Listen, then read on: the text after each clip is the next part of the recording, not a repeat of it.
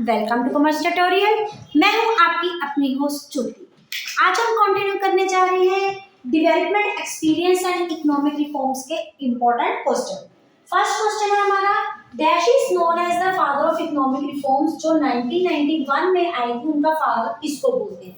That is PV Narasimha Rao. In fast few decades that sector has maximum job. हमारे जो India में agrarian economy है, पहले हमारे कितने सेक्टर थे? 3 सेक्टर है हमारे, agriculture sector, industrial sector and tertiary sector. सबसे पहले तो जो स्टार्टिंग में जब हमारे ब्रिटिशर्स आए थे तो हमारे 65% मोर देन लोग इस पे डिपेंड करते थे एग्रीकल्चर पे, लेकिन जो उनकी आउटपुट में शेयर था एलाइड एक्टिविटीज के साथ वो कितना था? 10%, जिसके कारण जो हमारी ग्रोथ रेट थी वो कितनी थी? 0.5%। जैसे जैसे हमारे इकोनॉमिक रिफॉर्म्स आए, हमारे एग्रीकल्चर की इंपॉर्टेंस को क्या किया गया? कम किया गया। और किसकी इंपॉर्टेंस ज्यादा दी गई? हमारी मैन्युफैक्चरिंग सेक्टर के ऊपर।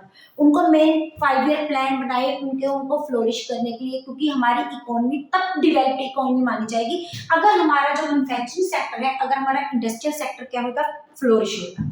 लेकिन उस टाइम पे सबसे ज्यादा हमें आउटपुट किससे मिली? टर्शियर सेक्टर से। उसने सबसे ज्यादा जॉब भी इंट्रोड्यूस की और सबसे ज्यादा जो हमें प्रॉफिट भी मिला वो किस सेक्टर से मिला? हमें टर्शियर सेक्टर से। नेक्स्ट है टैरिफ एंड क्वोटा, सेम कंसेप्ट। क्या ये दोनों सेम कंसेप्ट है? हमारी इस स्टेटमेंट क्या है? फॉल्स, क्योंकि टैरिफ के अंडर क्या जाती है? हमारी इंपोर्ट एंड एक्सपोर्ट ड्यूटी, जो कि हमें वहां से गुड्स मंगवाने और जहां से इधर से गुड्स बेचने के लिए, जैसे हमारा इंडायरेक्ट टैक्स है, वो ड्यूटी पे करनी पड़ती है। और कोटा में हमारी क्या जाती है? क्वांटिटी, जितनी मैक्सिमम क्वांटिटी हम यहाँ से एक्सपोर्ट कर सकते हैं या बाहर से इंपोर्ट करवा सकते हैं। तो ये दोनों सेम कंसेप्ट नहीं है। नेक्स्ट है सेल्फ सफिशिएंसी। सेल्फ सफिशिएंसी का मतलब होता है self dependent. When our country, domestic country, is not dependent on any foreign country, इस चीज के लिए for essential goods, essential goods मतलब अपने सेल्फ, हम अपने बेसिक नीड्स कंप्यूट करने के लिए, उसको हम क्या बोलते हैं? Self sufficiency. नेक्स्ट है in which part of country जिमीदारी सिस्टम सबसे पहले कब और कहां स्टार्ट किया गया था? ये जो जिमीदारी सिस्टम था, it was started in 1793 by the Lord Cornwallis ने इसे स्टार्ट किया था। और सबसे पहले इसको कहां पे स्टार्ट किया था? दैट इज बंगाल प्रेसिडेंसी में पार्ट किया था, जो कि आजकल हमारे प्रेजेंट टाइम पे किस पार्ट में? हमारा ईस्टर्न पार्ट में, हमारे इंडिया में है। Why choice has to made in 5-year plan for each goal? हम जब भी 5-year plan बनाते हैं तो हर एक प्लान में एक पर्टिकुलर चीज के ऊपर इंपॉर्टेंस दी जाती है। किसी में सेल्फ सफिशिएंसी पे, किसी में हम इंडस्ट्रियल पे, किसी पे मैन्युफैक्चरिंग सेक्टर के ऊपर, किसी के ऊपर मॉडर्नाइजेशन के ऊपर। तो इस केस में हमें चॉइस क्यों करनी पड़ती है? हमने माइक्रो में भी पढ़ा था +1 में, और हमने +2 माइक्रो में पढ़ा था। ये हमारी चॉइस क्यों आती है? Due to scarcity, scarcity मतलब due to our limited resource, due to because our demand is more than our supply to fulfill that one resources. What was the idea behind the abolition of intermediates? कल भी हमने ये question पढ़ा था कि जब सबसे पहले हमारे यहाँ पे लैंड सेटलमेंटल सिस्टम था तो वो किसके अंडर था? हमारे इंटरमीडिएट्स के थ्रू होता था। और वो इंटरमीडिएट्स हमारे कौन होते थे? जिमीदार्स। वो तो क्यों अबॉलिश किया गया? ताकि फार्मर्स का डायरेक्ट कांटेक्ट किसके साथ बन सके? हमारी गवर्नमेंट के साथ बन सके, ताकि फार्मर्स की एक्सप्लॉयटेशन ना हो सके और उनको उनके फर्म के, उनके प्रोड्यूस के क्या मिल सके? फेयर प्राइस मिल सके और उनको क्या मिल सके? प्रॉफिट मिल सके। यही मेन रीजन था कि इंटरमीडिएट्स क्योंकि ज्यादा जो गोल था वो ही कंज्यूम कर जाते थे, हमारा प्रोडक्ट मार्केट में ही नहीं पहुंचता था। नेक्स्ट हमारा क्वेश्चन है what benefits goes to domestic country by the reduction of tariff. यहाँ पे किसकी बात की है? बेनिफिट्स की बात की है। तो टैरिफ में क्या आता है? हमने वही देखा, import duty and export duty. जब हमारी ये सारी रिडक्शन कर दी, मींस हमारी इंपोर्ट क्या होगी? चीप होगी। उसके बाद हम ज्यादा प्रोडक्ट को क्या कर पाए? एक्सपोर्ट कर पाए, क्योंकि ड्यूटीज तो दोनों पे करते थे। अब दोनों ही ड्यूटीज हमारी क्या हो गई? रिड्यूस हो चुकी हैं, जिसके कारण हमें मैक्सिमम क्या हुआ? प्रॉफिट हो सका। और इसका एक नेगेटिव एस्पेक्ट भी है, लेकिन यहाँ पे सिर्फ बेनिफिट्स की बात की है तो हम ये दोनों ही बात करेंगे। नेगेटिव एक और था, that is protection of our domestic country, वो क्या होगी? खत्म होगी। और डोमेस्टिक कंट्री को क्या फेस करना पड़ेगा? फॉरेन कंपटीशन फेस करना पड़ा, जो कि वो कम्पीट प्रॉपर्ली नहीं कर पाए। नेक्स्ट है what is the mixed economy. Mixed economy कौन सी होती है? जो मिक्स होती है। इंडिया और चाइना कौन सी इकोनॉमी फॉलो करते हैं? मिक्स्ड इकोनॉमी फॉलो करते हैं। ये कौन सी इकोनॉमी होती है? In which private sector and public sector has given their role. उनकी कौन होता है? हाइब्रिड सिस्टम होता है to solve the central problem of economy. हमारी इकोनॉमी की सेंट्रल प्रॉब्लम को सॉल्व करने के लिए दोनों का रिस्पेक्टिव रोल फिक्स किया जाता है, जिसमें प्राइवेट सेक्टर क्या करती है? प्रॉफिट अर्न का काम करती है, और पब्लिक सेक्टर क्या प्रोवाइड करती है? अपना सोशल वेलफेयर प्रोवाइड करती है। नेक्स्ट हमारा क्वेश्चन है market surplus. What is market surplus? It जब भी पहले हम जो भी प्रोडक्शन करते थे, किसके लिए प्रोडक्ट प्रोड्यूस करते थे? सेल्फ सफिशिएंसी के लिए। सबसे पहले कंसेप्ट क्या था हमारे क्रॉप्स में? That is food crops. उसके बाद कौन सा कंसेप्ट है? Cash crops. किसके लिए? प्रॉफिट अर्न करने के लिए। That part of output which is left after consumed by the farmers for self sufficiency, वो अपने सेल्फ सफिशिएंसी अपनी कंजम्पशन के बारे में बाद में जो प्रोडक्ट बच जाता था for the sale of in the market, that is known to the market surplus. Next question है बायलेटरल। अब बायलेटरल का मतलब क्या होता है? Two sides agreement in which exchange of goods and services between two countries, उनको हम क्या बोलेंगे? Bilateral agreement. नेक्स्ट हमारा क्वेश्चन है What was the private sector kept under the strict control? How? किस वे से प्राइवेट सेक्टर का अंदर स्ट्रिक्ट कंट्रोल किया गया था?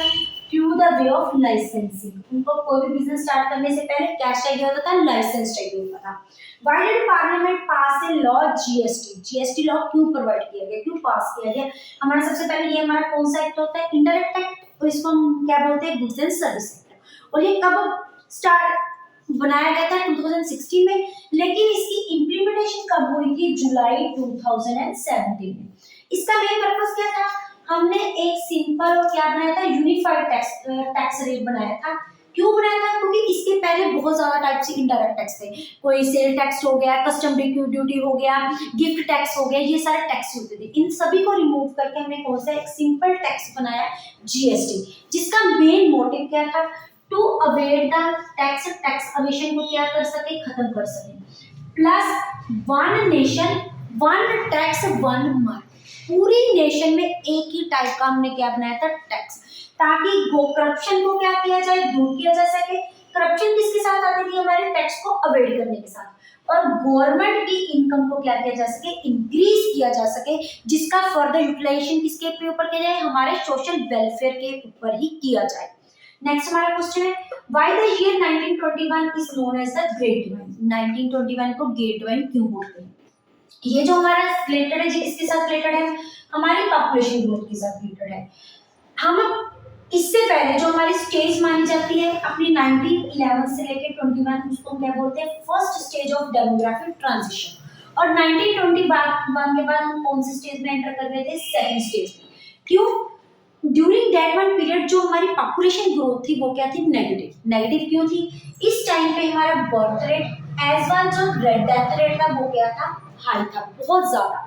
लेकिन उसके बाद क्या है? 1921 के बाद there was the medical improvement, जिसके कारण हमारी जो बर्थ रेट और डेथ रेट क्या होगी? स्टेबल होगी। वो क्या होगी? स्टेबलाइजेशन। उसके बाद हमारा आज का लास्ट क्वेश्चन है what is export surplus? What was its effect on colonial country? colonial country हमारी कौन सी है? कॉलोनी कौन थी हमारी? Indian country. इंडियन कंट्री के ऊपर इसका कौन सा इफेक्ट है? सबसे पहले सरप्लस क्या होता है? When our export is more than our import, उसको हम क्या बोलते हैं? Export surplus. इंडिया में जो भी प्रोडक्ट प्रोड्यूस होते थे वो ज्यादा से ज्यादा क्या कर देते जाते थे? एक्सपोर्ट कर दिए जाते थे। लेकिन उनमें से कुछ भी प्रोडक्ट हमारे इंडिया में नहीं रखे जाते थे, उनका हमारी इंडियन इकोनॉमी में क्या इफेक्ट पड़ा था? Negative effect. इसके क्या पॉइंट्स है? इनका क्या रीजन है? फर्स्ट, हमारी गुड्स सारी की सारी उधर चली जाती थी, जिसके लिए इवन हमारी सेल्फ कंजम्पशन के लिए भी कुछ भी नहीं बचता था, जिसके कारण इसको ब्रिटेन यूज करता था फॉर देयर ओन पर्पस के लिए, फॉर देयर प्रॉफिट बिल्डिंग के लिए। उसके बाद जितना भी एक्सपोर्ट सरप्लस से प्रॉफिट होता था वो कभी भी इंडिया में यूज नहीं किया जाता था। वो किस पर्पस के लिए यूज किया जाता था? To maintain their administration and war expenses, सिर्फ उनके पर्पस के लिए, जिसको हम क्या बोलते हैं? Drain of Indian wealth. एक क्वेश्चन ये भी आ जाता है what is known to the drain of Indian wealth. उसका मतलब क्या होता है? That is related to our export surplus. जब हमारा यहाँ से एक्सपोर्ट उधर यूज करते हैं और हमारे वहां से जो सरप्लस होता है उसको किस पर्पस के लिए यूज करते हैं? एडमिनिस्ट्रेटिव एंड वॉर एक्सपेंसेस के लिए। इवन जो हमें रिटर्न में मिलता था ना ही कुछ गोल्ड होता था और ना ही कुछ सिल्वर होता था, जिसके कारण जो हमारे इंडियन इकोनॉमी और क्या बन गई, बैकवर्ड चलती चलेगी। इवन क्या वहाँ पे स्ट्रेवरी बहुत ज्यादा पाई जाती, भूखमरी से लोग बहुत मरने लगे थे, जिसके कारण फैमिन्स भी कई जगह पे आई थी, नेचुरल कैलेमिटीज के कारण भी हमारे बंगाल में आई थी, जिसके कारण हमारी इंडियन इकोनॉमी में और नेगेटिव इफेक्ट पड़ा था। ये थे आज के हमारे इंपॉर्टेंट क्वेश्चन। अगर आप इनका स्क्रीनशॉट लेना चाहते हैं तो ले सकते हैं। वीडियो अच्छी लगे इसको लाइक करें, ज्यादा से ज्यादा शेयर करें ताकि मैक्सिमम स्टूडेंट्स के पास इसका बेनिफिट पहुंच सके। चैनल को सब्सक्राइब करना ना भूलें। Thank you, have a